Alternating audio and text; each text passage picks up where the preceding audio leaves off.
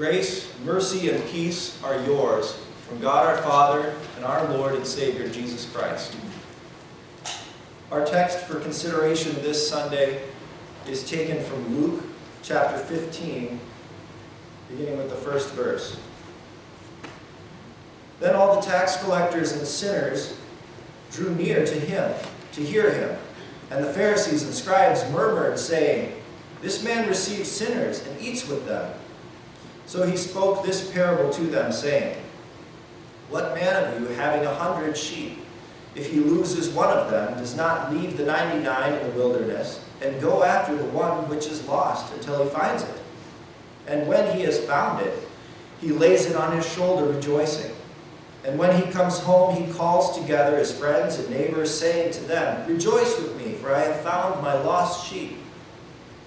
I say to you that likewise there will be more joy in heaven over one sinner who repents than over the 99 just persons who need no repentance."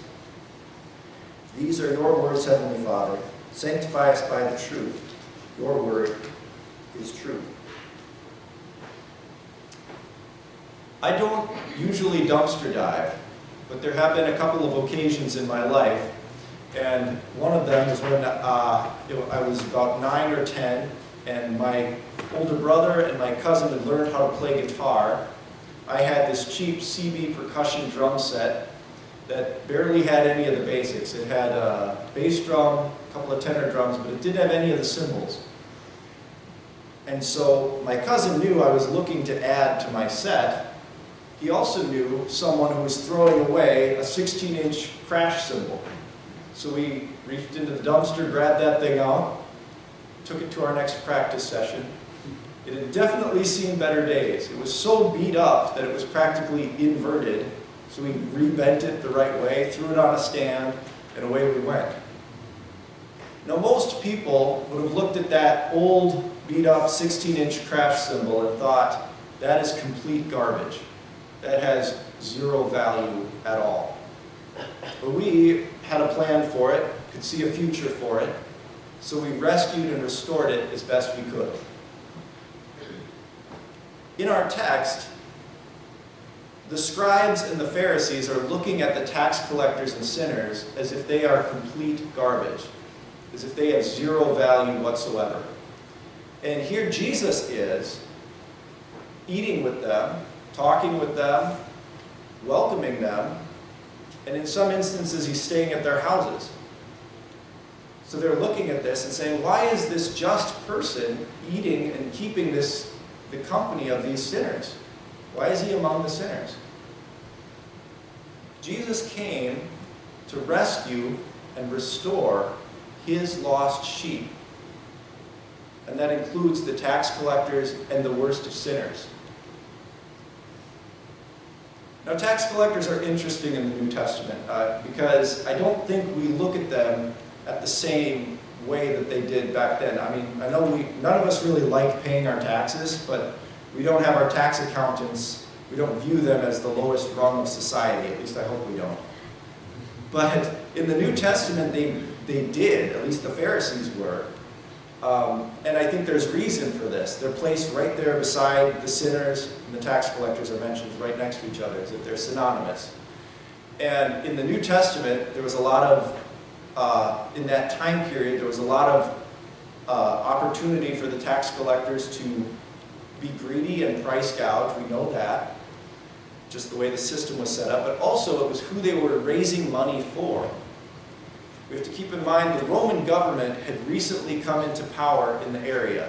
It was just 60 years before Christ that Pompey the Great, the Roman general, led his legions and took over Jerusalem, deposed the Hasmonean kingdom, and Judea became a Roman vassal state. It was just 37 years before Christ that the Roman Senate handpicked Herod the Great to be king of the Jews. So these tax collectors are raising money for that new foreign government who is taking over. And not only that, but this government is pushing the worship of the emperor. It's pushing the cult of the emperor. They were trying to get Caesar's image in the temple so that he could be worshipped as one of the gods. That's what the Romans did. So they're not only greedy, but they're traitors, and they're raising money for a foreign pagan cause. They are sinners. But Jesus isn't pointing out the sins of the tax collectors in this parable. He does that, but he isn't here. He's pointing out the sins of the Pharisees and the scribes. The sin of the Pharisees and the scribes was one of pride and one of lack of repentance. They were looking at these individuals as if they were so much better than them, as if they had never sinned. And also as if with little room for forgiveness, with no room for forgiveness, they wouldn't even associate with them. But Jesus is pointing out that that they should have room for forgiveness because he is there.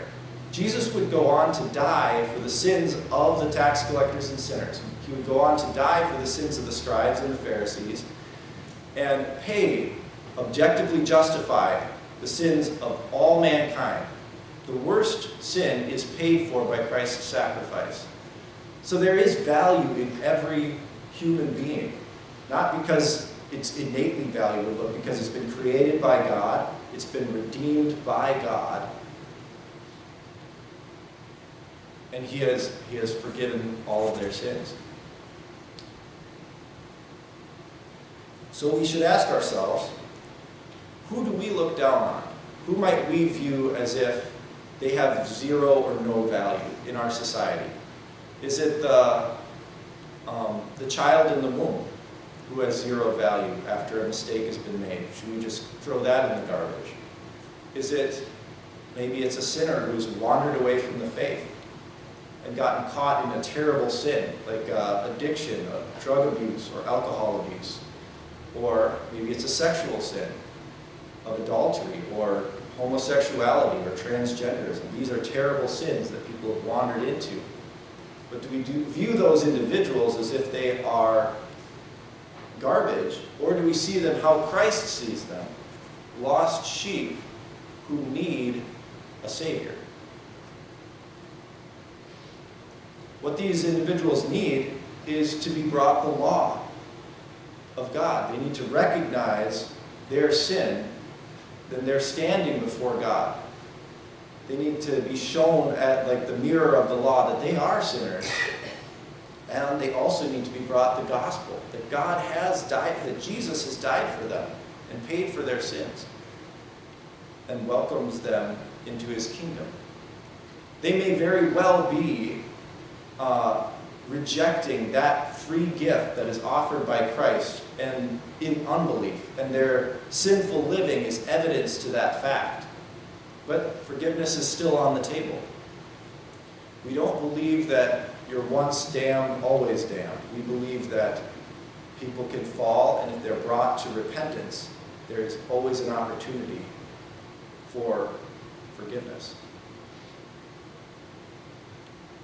This parable comes as one of three parables that Jesus tells in response to the Pharisees complaining about who he's keeping company with.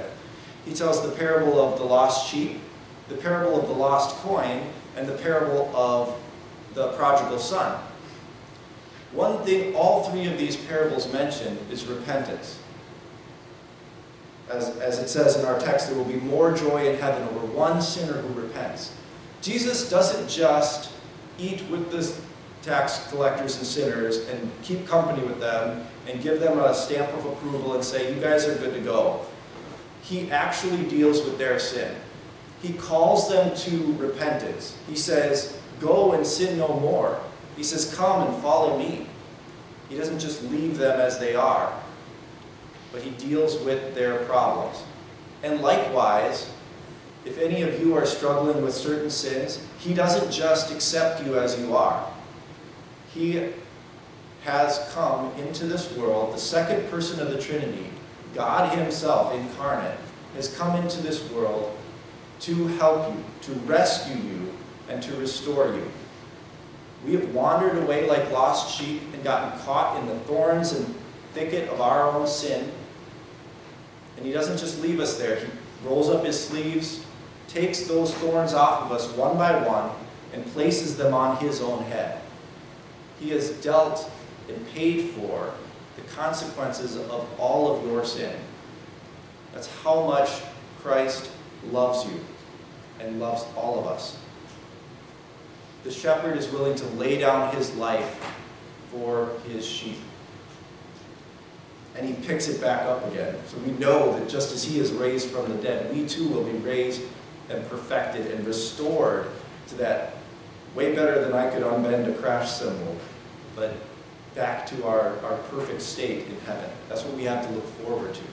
And he offers this forgiveness to us freely through his word and through our baptism. That is Jesus picking us up and placing us over his shoulder and bringing us back into his fold, into the flock, and keeping us safe forever. He gave it to you in your baptism. And so now we live in the freedom of that, being set free from our sin. We live to serve God and to serve our neighbor. We live in rejoicing in this freedom that we have. And that is the Holy Spirit's work, sanctifying us and making us holy so that we can love our neighbor as Christ loved us. That's the goal of the sanctified life. We don't do it perfectly here. There will be times where we fall and stumble, and we'll have to repent and be forgiven. But the goal is to love our neighbor as Christ loved us. So if we see our neighbor caught in a sin, or our brother and sister in Christ, we don't just leave them there and walk away, leaving them in the garbage heap on their way to hell, but we can go to them, preach the law of God to them, God's word to them, lovingly correct them, and then also bring them the gospel so that they know that there is hope and a future for their lives. Forgiveness is still on the table because it was put there by Christ himself. He sets a table before us in the presence of our enemies, in the presence of the devil, the world, and our own sinful flesh. And he is still welcoming sinners and eating with them. We feast right now on his word and his sacraments. He anoints our head with oil. Our cup runs over with the victory that Christ has won for us, with forgiveness, with life, with salvation. And so we can say with David, the psalmist, "Surely goodness and mercy will follow me all the days of my life, and I will dwell in the house of the Lord forever." Amen.